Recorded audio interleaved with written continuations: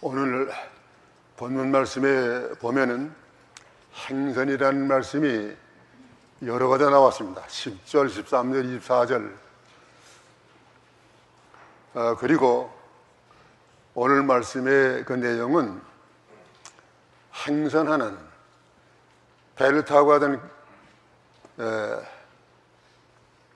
사람들이 큰 풍랑을 만나서 다 죽을 뻔하고 하나님의 은혜로 구원받은 내용입니다.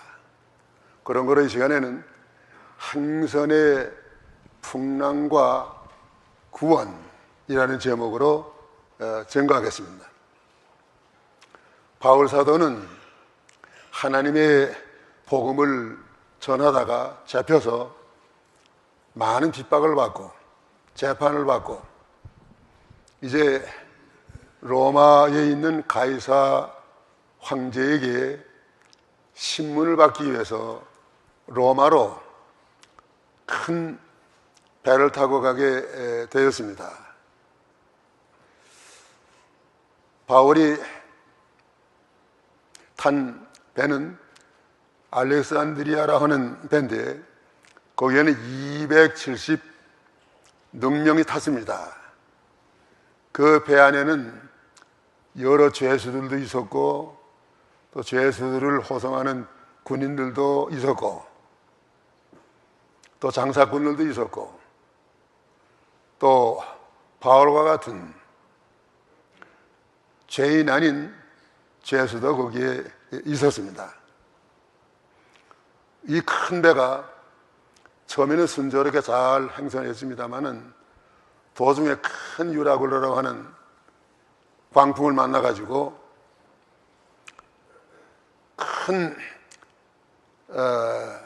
손상을 당하는데 14일 동안이나 해와 달이 보이지 아니하고 또 먹지도 못하고 그 다음에 나중에 그 배가 다 파손되어 가지고 배는 다 버리고 사람들만 겨우 구원을 받았습니다. 이 세상은 바다와 같은 풍랑이 하루도 쉬지 아니하고 일어납니다. 우리가 타고 가는 배는 우리 영혼이 우리 육체, 몸이라고 하는 작은 배를 타고 항해하는 자들입니다. 또 가정이라고 하는 그 배를 타고 항해하는 자들입니다. 또 우리 교회라고 하는 배를 타고 우리는 항해하는 자들입니다. 항해하는 자들은 그 배에 탄 사람과 한 배에 탄 운명에 속한 자들입니다. 그런데 우리 앞길에는 사도행전 14장 22절의 말씀 보니까 너희가 하늘나라에 들어가기 위해서는 많은 환난을 겪게 할 것이라. 많은 환난이 딱 적고 있습니다. 하루도 환난 없는 날이 없습니다. 그러면 이 행선의 풍랑과 여기에서 어떻게 구원을 받을 수 있을까요? 행선의 풍랑과 구원의 과정, 오늘 세 가지 내용으로 증거하겠습니다. 첫째로 행선의 풍랑과 구원의 과정은 바울의 권고를 따르지 않음입니다. 9절로 10절까지 바울 사도는 그때 그 배를 주장해 가는 배구장에게 이 배가 이번 떠나면 위태해서 이번에 떠나지 말라고 권고했습니다. 그러나 이 바울 사도의 말을 듣지 않고 떠났다가 이 배가 큰 풍랑을 만난 것입니다. 바울 사도는 외모로 볼 때는 죄수에 지나지 않지만 그는 보통 사람과 다른 것이 하나님의 사람이에요. 하나님과 교통하는, 하나님의 뜻을 분명히 알고 말하는 그런 바울입니다. 이런 바울의 말을 묵살했으니까 큰 환난을 받게 될 것입니다. 바울의 권고를 따르지 않은 결과, 이유, 왜 안 따랐습니까? 두 가지 이유로 따르지 않았습니다. 맨 먼저 이유는 바울은 행선의 무식함. 바울은 행선에 대해서, 이 배를 타고 가는 일에 대해서는 무식한 사람이에요. 또 바울이 앞으로 배를 타고 가다 풍랑을 만나면 어떻게 대처해야 될 것인지 그것도 모르는 사람이에요. 그렇기 때문에 백부장이 바울의 권고의 말을 듣지 아니하고 묵살을 했습니다. 그러나 바울은 다른 사람이 알지 못하는 하나님을 아는 하나님의 종이에요. 또 하나님과 영통하고 있었습니다. 이와 같이 그 배가 하나님의 권고, 하나님의 말씀을 무시하고 따르지 않았기 때문에 큰 풍랑을 만나게 된 것입니다. 요나서에 볼 것 같으면 요나가 하나님이 저 니느웨 성에 가서 전도하라 명령하실 때 요나는 니느웨 가는 걸 싫어했습니다. 왜냐하면 니느웨 사람들은 이스라엘 백성과 원수요, 또 거기가 전도하다가 자기가 어떻게 매맞아 죽을는지 알 수 없습니다. 그래서 니느웨로 가지 아니하고 다시스로 가는 배를 탔습니다. 하나님의 말씀을 어기고 하는 그 요나에게는 큰 풍랑이 일어났습니다. 요나서 1장 4절. 여호와께서 대풍을 바다 위에 내리심에 바다 가운데 폭풍이 대작하여 배가 거의 깨어지게 된지라. 예. 요나가 타고 가는 배, 요나는 죄인이요. 하나님은 그 죄인을 회개케 하기 위해서 큰 풍랑을 요나가 타고 배에 내렸습니다. 노아 때 하나님 큰 홍수의 심판을 내렸습니다. 노아가 방주를 지으면서 여러분들 방주 짓는 일에 협조하시오. 다 지어놓은 다음에 방주를 다 지어놨으니까 들어오시오. 했지만은 백성들이 거절했어요. 그 노아의 권고는 하나님의 권고예요. 거절한 사람들이 나중에 어떻게 됐습니까? 그 노아의 말대로 홍수가 나가지고 모든 다 산천까지 다 잠기고 배만 떠 있을 때 아마 오래 산 사람들은 마지막에 이제 배로 몰려왔을 것이요. 문 좀 열어달라고 말이죠. 그러나 하나님이 한 번 기한이 되어서 굳게 닫힌 문은 노아가 열지 못했습니다. 그때의 백성들이 노아의 말을 들었다면 이렇게 죽지 않았을 건데 노아의 말을 듣지 않은 것을 후회했어요. 후회하지만 기한은 다 지나가서요.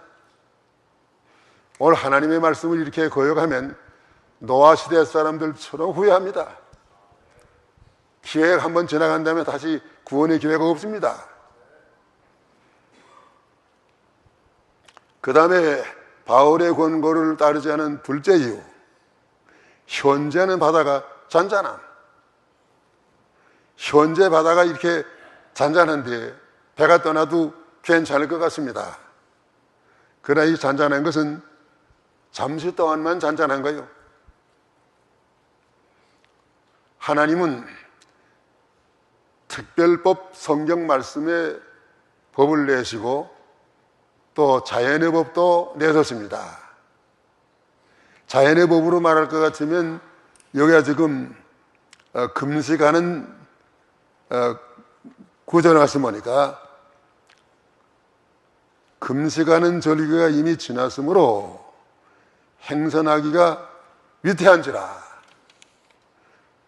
금식하는 절기 전에는 그렇게 풍랑이 안 나타나는 때지만은 풍랑이 일어나는 금식하는 이 절기가 지났단 말이에요. 자연의 법으로 올 때는 지금 오늘 자잔하지만은 풍랑이 일어날 시기예요.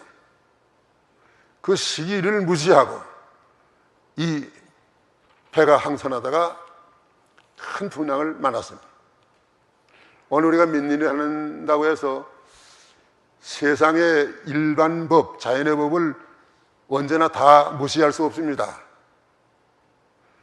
마태복음 24장 20절, 너희의 도망하는 일이 겨울에나 안식일에 되지 않도록 기도하라. 예, 도망하는 일, 갑자기 난리가 났는데 겨울에 도망하지 말란 말이에요. 6.25 사변 때, 1.4.9 때입니다. 얼마나 춥습니까? 추운데 도망치다가 얼어 죽은 사람들 많습니다. 아무 데서나 잘 수 없으니까요. 여름 같으면 괜찮을 텐데 겨울이기 때문에 많은 사람이 더 희생당했습니다. 하나님이 주신 자연의 법, 오늘 내가 그런 거 하지만은 이걸 다 무시해버리고 여기 백부장과 같이 나가다가는 무슨 일 나가는지 알 수 없습니다. 우리 하나님의 인도를 따라가요. 지금이 여름이니까 여름의 옷을 입어야 지금 적응할 수 있습니다.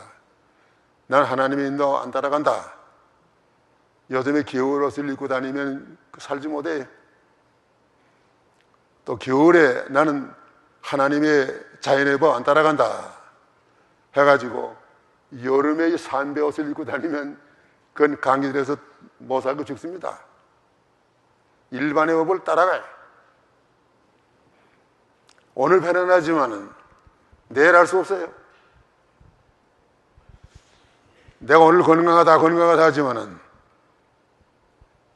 우리 사람의 건강 장담 믿을 수 없어요. 잠언 27장 1절의 말씀 보니까 너희는 내일 일을 염려하지 말라 그랬어요. 자랑하지 말라. 하루 동안에 무슨 일이 내게 임하는지 알 수 없나니라. 그렇기 때문에 우리는 하루하루를 하나님께 맡기고 오늘 생활에 충실해야 됩니다. 그래야 하나님이 주시는 이 평안 계속해서 누릴 수가 있습니다. 둘째, 행선의 풍랑과 구원의 과정은 선장과 선주의 말을 따라간 11절에서 20절까지의 말씀입니다. 전에 백부장은 바울이 이번에 떠나지 말자고 했지만은 바울은 뭐 아무 경험도 없는 죄수예요. 보잘것이 없는 자입니다. 그때 그걸 묵살하고 바울은 무시당했지만은 바울의 말이 참말이에요. 그런데 백부장은 어리석어가지고 바울의 말보다 선장과 선주의 말을 따라서 떠났습니다. 사람의 말 따라가다 큰 풍랑 만나서요. 선장과 선주의 말보다 바울의 말을 들었어야 될 뻔했습니다. 선장과 선주의 말을 따를 이유, 왜 우리가 선장과 선주의 말을 따른 이유, 왜 백부장이 그들의 말을 따랐습니까? 첫째 이유는 선장의 항해수를 믿은 것입니다. 이 선장은 선장으로서 오랫동안 선장의 경험이 있기 때문에 모든 걸 잘 알고 또 어떤 풍랑을 만나도 잘 거기에서 헤어나갈 수 있는 그런 능력자로 이 백부장은 선장과 선주의 말을 믿었습니다. 우리 사람의 기술, 사람의 지식은 하나님이 어리석게 하실 것입니다. 어리석을 수 있습니다. 고린도전서 1장 19절 20절 기록된 바 내가 지혜 있는 자들의 지혜를 멸하고 총명한 자들의 총명을 폐하리라 하였으니 지혜 있는 자가 어디 있느뇨 선비가 어디 있느뇨 이 세대의 변사가 어디 있느뇨 하나님께서 이 세상의 지혜를 미련케 하신 것이 아니뇨. 예, 세상의 지혜를 미련케 하셨다고 그랬습니다.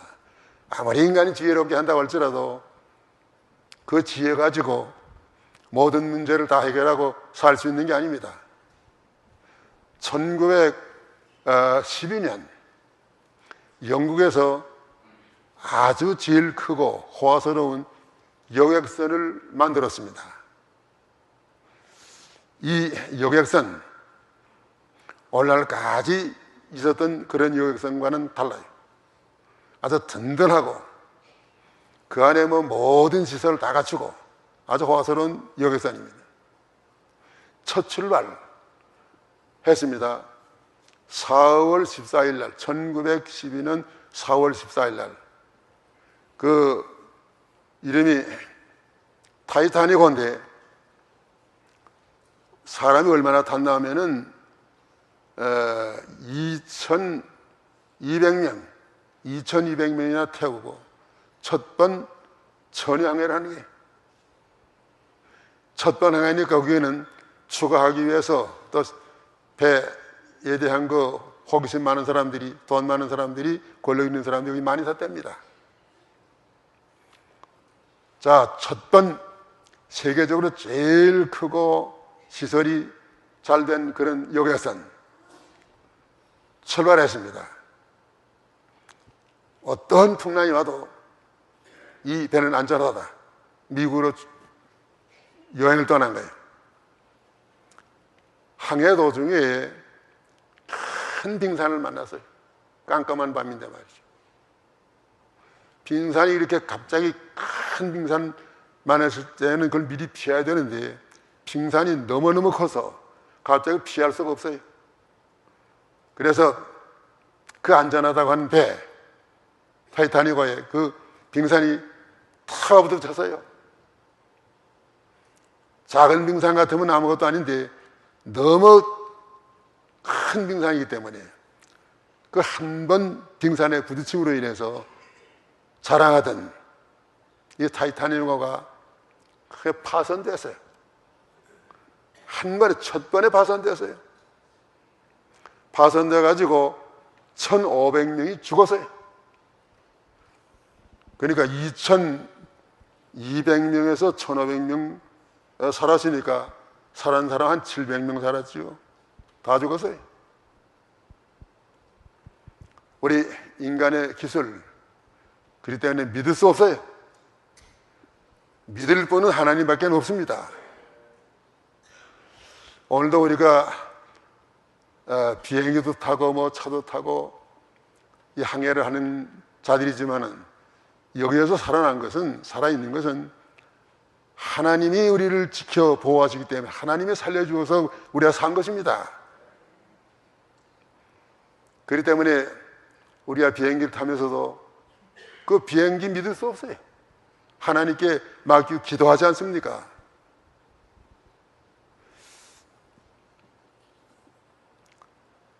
인간의 지혜를 믿지 않아야 됩니다. 인간의 지혜는 하나님 어리석게 하신 것입니다. 어리석을 수 있습니다. 그 다음에 둘째, 여기 선장과 선조의 말을 따른 이유는 육신의 안위를 따라감. 옆에 탄 사람들이 현재 머물러 있는 이것은 겨울에 춥고 불편해요. 그래서 여기를 떠나서 저기 맞은편 있는 그곳에 베니스가 인이라는 것이 있는데 베니스가 좀 따뜻하고 또 생활의 여러 가지 시설도 거기 좋고 그래 거길 찾아가는 거예요. 육신의 안일주의 이거 안 따라가면은 죽지 않았을 건데 이 따라감으로 말미암아 큰 파손하는 위기에 처하게 된 것입니다. 우리가 안전한 거, 편안한 것만 따라가면 후회합니다. 데살로니가전서 5장 3절 저희가 평안하다 안전하다 할 그때에 잉태된 여자에게 해상 고통이 이름과 같이 멸망이 홀련히 저희에게 이르니니 결탄코 피하지 못하리라. 예, 안전하다 할 때 멸망이 호련히 저에게 말이라. 육신의 안일주의, 평안 따라가지 말고 우리가 사는 길은 예수님이 우리에게 주신 좁은 길 걸어야 돼. 십자가의 길을 우리가 걸어가야 돼. 그러면 거기에는 참된 평안이 있습니다. 안일주의로 따라가면 늘 평안치 못해. 여기 안일주의를 따라가자고 하는 사람들이 숫자적으로 많이 있었습니다. 다수를 따라가면 안 돼. 다수가 진리가 아니에요. 진리는 다수에 있지 아니하고 그 숫자에 있지 않아요. 그래서 다수 따라가지 말고 바른 진리, 하나님의 바른 권고를 따라가야 우리가 이와 같은 큰 풍랑을 면할 수가 있습니다. 그 다음에 셋째, 행선의 풍랑과 구원의 과정은 바울의 권고를 듣고 따라감. 바울의 권고를 듣고 따라했습니다. 따라함이에요. 21절에서 26절까지의 말씀입니다. 바울의 권고, 하나님의 권고를 무시하고 거역하고 이 배가 출발했다가 큰 손해를 받았습니다. 그러나 이제 저들이 이 큰 풍랑에서 자기들의 힘으로 여러 가지 해보려고 그랬어요. 그 배에 있는 물건을 다 던져버리고 가볍게 하기 위해서 기구도 던져버리고 했으나 자기들의 그 수단 방법으로서는 도무지 이 풍랑을 벗어날 수가 없어요. 그렇기 때문에 바울의 말을 들은 것입니다. 자, 바울은 그때까지 죄수의 몸으로 여러 사람들이 알지 못하는 자였었고 또 백부장도 바울을 무시했습니다. 그러나 일단 이렇게 큰 풍랑을 만나가지고 다 죽게 되니까 그때 바울은 그 배에서 선장이에요. 영적 선장. 오늘 우리가 편안할 때보다 어려움을 당할 때는 우리 성도들이 다 거기서 인정받는 선장들이 돼야 됩니다. 가정에서 어려움을 만날 때 우리 믿는 사람들이 가정을 잘 바른 길로 인도하는 선장이 되어야 되겠고, 교회에서도 하나님의 말씀을 바로 붙들고 교회를 인도하는 그런 선장이 되어야 됩니다. 그러면 바울이 권고를 따라간 결과 어떻게 됐습니까? 첫째 결과는 소망과 위로를 받음. 여기 그 배 안에 있는 사람들이 22절의 말씀 보니까 안심하라. 내가 너희를 권하노니 이제는 안심하라. 지금 절망에 빠지고 두려움에 빠졌는데 바울이 안심하라. 너희 생명에는 아무 지장이 없을 것이다. 이렇게 저들을 위로하고 저들에게 소망의 말씀을 주었습니다. 하나님 어떤 하나님이십니까? 환난 당한 자에게 하나님 위로의 하나님, 소망의 하나님이십니다. 고린도후서 1장 4절 우리의 모든 환난 중에서 우리를 위로하사 우리로 하여금 하나님께 받는 위로로서 모든 환난 중에 있는 자들을 능히 위로하게 하시는 이시로다. 예, 하나님을 위로의 하나님. 또 우리가 먼저 하나님께 위로받고 오늘 위로가 없는 절망에 빠진 사람들을 위로하라고 여기 말씀하신 것입니다. 그렇기 때문에 우리가 어려움을 만나면 두려워하지 말고 하나님을 찾고 하나님께 부르짖어야 됩니다. 하나님은 어떤 풍랑이라도 그 풍랑을 이길 수 있는 하나님의 능력의 하나님, 우리가 와서 하나님께 도움을 구하기를 하나님이 기다리시는 하나님. 베드로가 요한 마태 14장의 말씀 보면은 배를 타고 가다가 큰 풍랑을 만났는데 예수님 풍랑을 만난 제자들을 버리지 아니하시고 구원하시기 위해서 바다로 걸어오셨습니다. 처음에는 예수님이 자기를 도와주시려 오시는 걸 알지 못해가지고 요물이라 했습니다마는 내니 안심하라, 예수님을 알게 되었습니다. 우리가 환난 만날 때 예수님 우리를 버려두지 않으세요. 환난 만날 때 가까이 하십니다. 건져주시길 원하십니다. 하나님은 구원의 능력이 있습니다. 그때 베드로가 만일 주시어든 물으로 나를 걸어오라고 하소서. 예수님께서 걸어오너라 하니까 베드로가 물 위에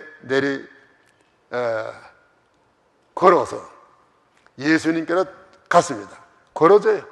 예수님이 걸으라 해서 그 말씀을 따라서 걸어가니까 물에 빠지지 않았습니다. 가다가 큰 풍랑을 보고 베드로가 무서워하니까 빠져갔습니다.